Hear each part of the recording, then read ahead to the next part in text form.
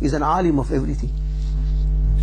If this is the extent of the ilm of an arif, one individual, subservient and a servant of Sayyidina Muhammad sallallahu alaihi wasallam, what do you think will be the extent of knowledge of Sayyidina Rasulullah?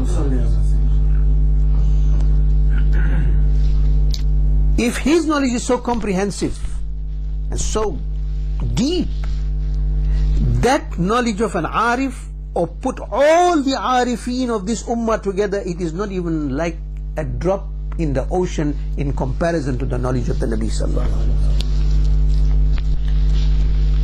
Sayyidina Ghaus al-Azam radiyallahu ta'ala, he says, my pupil, he says, the pupil of my eye is always focused on to the Lawh Mahfuz. The pupil of my eye is always focused on the Lawh Mahfuz. You know what is the Lawh Mahfuz? It's a sacred tablet of records from inception, from the time of creation, right up till the end. Whatever is to happen, what has happened, what is happening, what will happen, every single thing is recorded on that. Who is going to Jannah, who is going to Jahannam, what is going to be the situation, every single thing in detail is recorded in Lawh Mahfuz. And he's an alim of Lawh Mahfuz. If he's an alim of Lawh Mahfuz, not only an alim, you see there's a difference.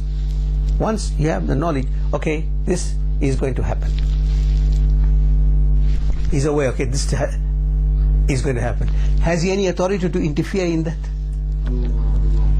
That is a different faculty now. Sayyidina Huzur Ghaus al-Azam radiyallahu ta'ala's one murid, also noted in Bahjatul Asrar al-Sharif.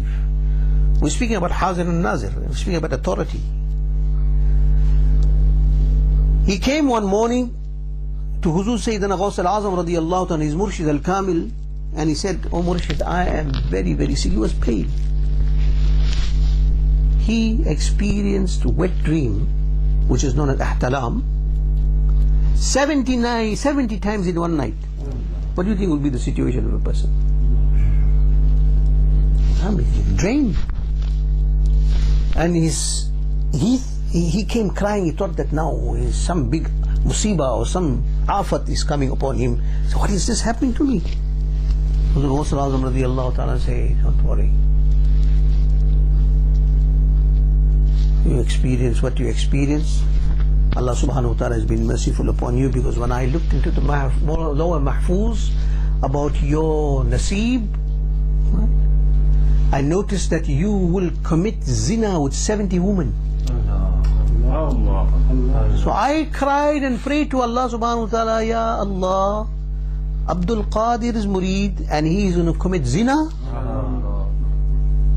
And Ghaus al-Azam radiyallahu ta'ala not only said this to him, said you're going to commit, your nasib was written there, that you're going to commit zina, and Ghaus al-Azam radiyallahu ta'ala gave the names of the women as well. So detailed, everything is in detail in Lawh Mahfuz. So he gave the names of the women as well. And he said, I made dua to Allah, say, Ya Allah, the murid of Abdul Qadir is going to commit zina, Ya Allah. He is linked to me. I am your servant, Ya Allah. I pray to you, I beg to you, Ya Allah, change his zina into ihtalam. So Allah subhanahu wa ta'ala accepted my dua, and he changed that zina. Instead of zina, you had the wet dream at night, that was being transformed to that, and he saved him. Now this is the authority not only to see, but Allah has given him the power to even interfere. Allah subhanahu wa ta'ala to change that nasib of his. Such is an authority of Huzur Ghaus al-Azam, Sayyid Abdul Qadir al-Jilani radiyallahu ta'ala. There again we go back. He is but a servant of Sayyidina Muhammad sallallahu alaihi wasallam. If his Hadir and Nazir, and if his power is so great, what do you think will be the power and Hadir and Nazir of beloved Habib sallallahu alaihi wasallam? However, Huzur Ghaus al-Azam radiyallahu ta'ala is there, and the gift is being now presented to him, and the sandal is there as well. Huzur Ghaus al-Azam radiyallahu ta'ala did not say anything. He took back his sandal and he took the gift. The gift has been given to you. So when somebody gives you a gift, you must accept it. Right? So you mustn't be rude and say, no, I don't want this. It's very rude. It tells you the arrogance you have. You have to be very polite. Even if somebody gives you the smallest thing, you have to look at the intention behind it. Don't look at the object. Right? The intention is very important. See what intention, how much of love. My Murshid al-Kamil, the Ghaus of his time, Sayyidina Huzur Mufti Azam Qutb Alam radiyallahu ta'ala, was such a refined wali of Allah subhanahu wa ta'ala, that we used to notice something. He used to accept the gifts of the poor Muslim that used to come from the farmlands, the ghareeb, torn clothes. They used to come with the squashed up old 1 rupee note, and the Sheikh used to accept it. Then we also used to see, on the contrary, that wealthy people, wealthy, what they call Sayyid Saab, or the nobles, the big wealthy people used to come with, one person presented a full tray of notes, and so many 100,000, and the Shaykh refused it. He said, Alhamdulillah, I am not a faqir, I am not a beggar. Then he said, yes, I am a beggar, but a beggar of Allah. I'm a faqir, but a faqir of Allah. I don't need this. And he used to refuse it. But he used to take the money from the poor. It used to conflict him. I said, you should take the rich man's money and leave the poor man's money. But he used to do the opposite. So we asked him one day, why do you accept the poor man's money and refuse the rich man? He said, that money the rich man gave, he's got no value in his eyes. Allah. He has no value in his eye. But the poor man that comes with 1 rupee, that for me is more than 1,000,000 rupees, because of his love and how much of difficulties he came with and the intention behind that. He's going to give it to his murshid, so that 1 rupee is of great value for me. So there's no barakat, more barakah in this than in that 100,000 rupees. So gifts is very important. Ghaus al-Azam radiyallahu anhu accepted the gift. Now the question arises, he is in Baghdad and this is happening in Iran.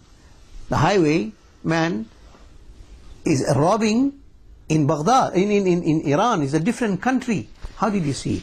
If he was not Hazir and Nazir, how would he see it? If this is the Hazir and Nazir extent of a representative of the Nabi sallallahu alaihi wasallam, what do you think will be the authority of the Master sallallahu alaihi wasallam? So this is actually what the incident was all about. It's one of the karamat of Huzur Ghaus al-Azam radiyallahu anhu. So let's get on to our subject matter again. Last session we discussed about, I gave you a few ayat from the Holy Quran, because if you're going to give you all the ayat, then the session will be prolonged and we need to cover as much as we can. So we spoke on the ayats that speak about Rasulullah sallallahu alaihi wasallam being Hazir and Nazir. Now tonight inshallah ta'ala we will speak about some ahadith al-nabawi, some hadith about what Nabi sallallahu alaihi wasallam has said. And he says, this hadith al-nabawi sallallahu alaihi wasallam is mentioned in Sharah Mawahib al-Ladunya. Sharah Mawahib al-Ladunya is a very, very authentic kitab written by Imam Qastalani radiyallahu ta'ala, a great Sharih of Bukhari, a great commentator of Bukhari Sharif. He's written the Sharah of Bukhari Sharif in how many volumes? Over 10, 12 volumes of the Sharah of the Bukhari, the commentary of the Bukhari. And his book is known as one of the most authentic books on the seerah, the biography of the beloved Nabi sallallahu alaihi wasallam. Now that book has been further, commentary has been written by Hazrat Imam Sayyid Abdul Baqi al-Zarqani radiyallahu ta'ala. Imam Zarqani. Some say Zurqani. Zarqani is also correct. So in Sharah Mawahib al-Dunya, that is a commentary of Sharah Mawahib written by Imam al-Zarqani, and the hadith is narrated by Sayyidina Abdullah ibn Umar radiyallahu ta'ala. Abdullah ibn Umar, one of the muftis of the Sahabi fraternity, son of Sayyidina Amir al-Mu'mineen Umar ibn al-Khattab radiyallahu ta'ala. It says, Inna Allah rafa'a lid-dunya فأنا أنظر إليه وإلى ما هو كائن فيها إلى يوم القيامة.